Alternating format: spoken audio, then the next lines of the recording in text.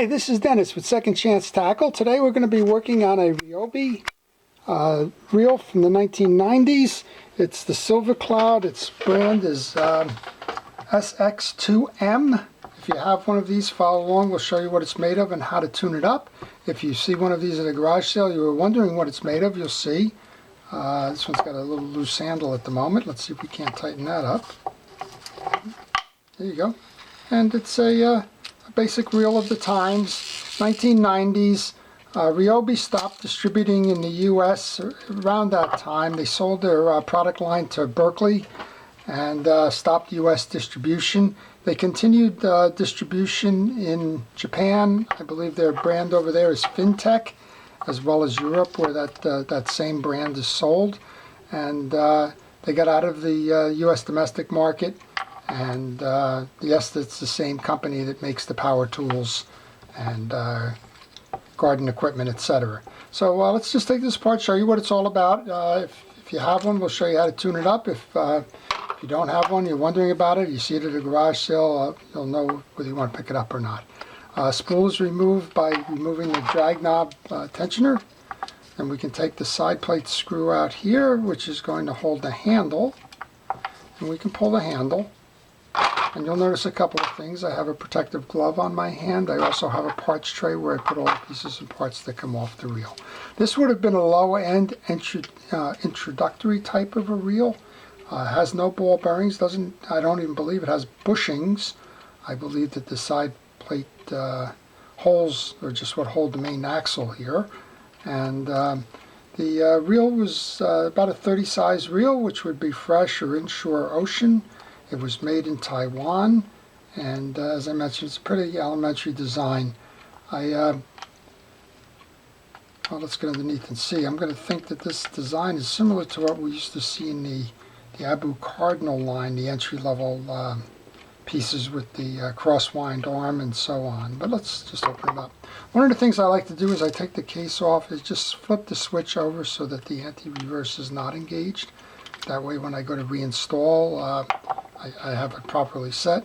The other thing you saw me do, I leave the case screws on the bench, and note that all of these are the same size. That isn't always the case. And yeah, this is what I was thinking. We have a crosswind arm.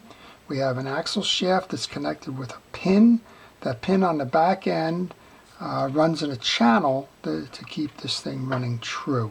So let's go ahead and take the arm off. You pull the pin out, and you simply pull the axle up. And then you can remove the crosswind arm.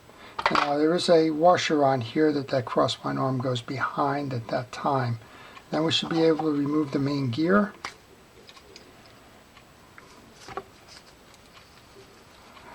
I'm being a little stubborn.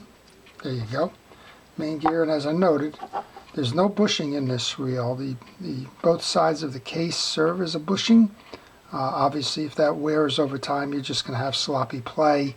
But again, this wasn't designed for heavy-duty usage. This was designed for occasional fishing for lighter fish. There's some accumulated old grease in here. Let's get that out.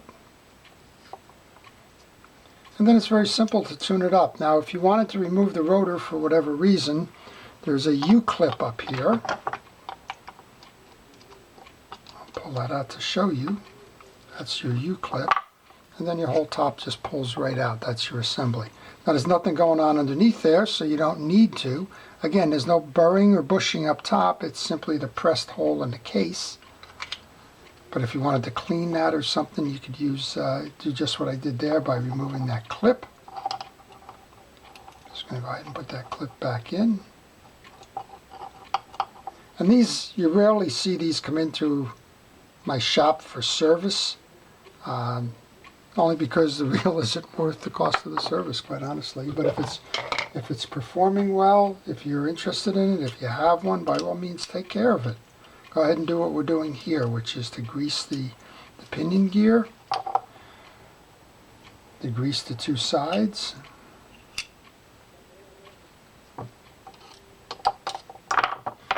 Check the main gear to make sure that it's clean. In this case, we have some accumulated old grease in there. We'll get rid of that using a cotton swab. Clean it off the shaft. Make sure all these teeth are there, that they're not bent, broken, destroyed, or otherwise. And also check it this way to make sure that they're uniform in the peaks. With that, we can put a little bit of grease on that. No oil needed on this reel because there's no bearings, no bushings, nothing. Okay, with that then, go ahead and reinstall the reel. Basically, it's that simple. I'm going to go ahead and put the main gear back in. I'm going to grab the axle shaft. I'm going to clean that off with a paper towel. And I'm just going to put a little bit of grease on that as well. You won't put too much on there because it's only going to clog up as you come through the center shaft here, the hole. We'll bring that down and grab that arm. We'll put a little bit of grease again where the arm is going to travel.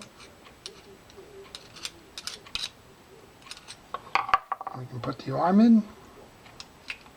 Make sure you get behind that washer, that little shim washer there, and then line that up with a channel, and then bring the whole of the axle shaft down, lined up as well.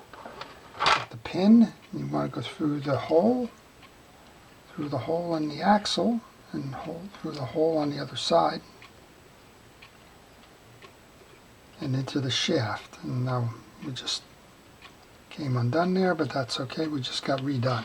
So that's it. It's kind of that simple in terms of the maintenance of it because it's a simple reel.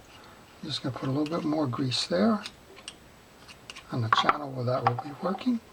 And now we have this in the off position. When you go to reload the case, you're going to want to push against this so that you open that up. So we're going to come in on an angle, grab it from behind, come over, push, and then assemble.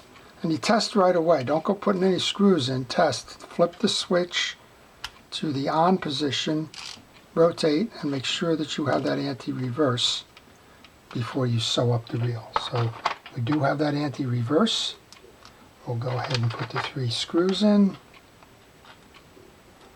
These are Phillips head screws. Make sure your case is square. Grab that Phillips head screwdriver. So this is a testimony. This reel is a metal cased reel.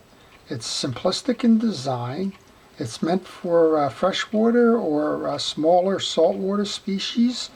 It has quality parts in it. They're all metal. There's no plastic in this reel that you saw as we took it off.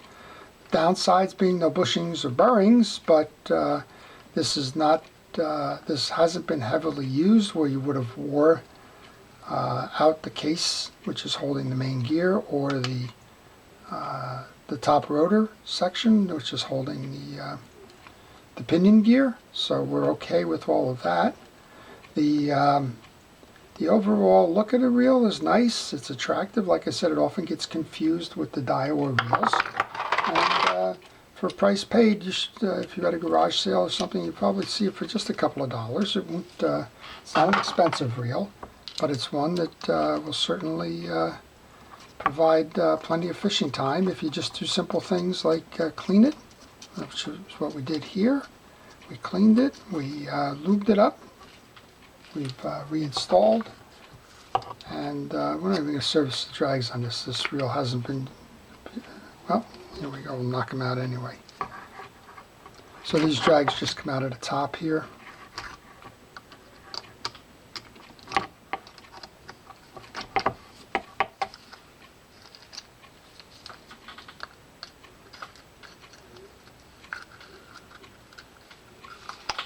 They're pressed in is what they are. So you just have to be a little bit more energetic in unpressing them. And it's a good thing I took that off. There's only one drag, so it tells you that it's a lightweight freshwater reel. I'm just clearing out the channel now. Seems to be a little dirt or debris in there. Let's just get that off. Plastic spool. Put the drag washer back in. And then there was a little bit of a effort required, but we're done with that now. That's in.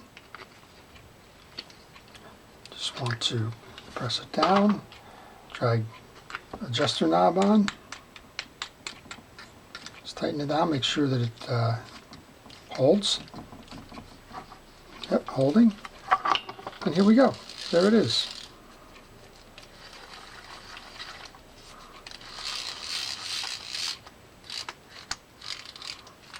we'll flip the bail, make sure that that works. So that's it. That's the Ryobi SX2, the Silver Cloud series of reels. And if you find one for a couple of dollars, pick it up, do your work on it, and put it out there fishing again.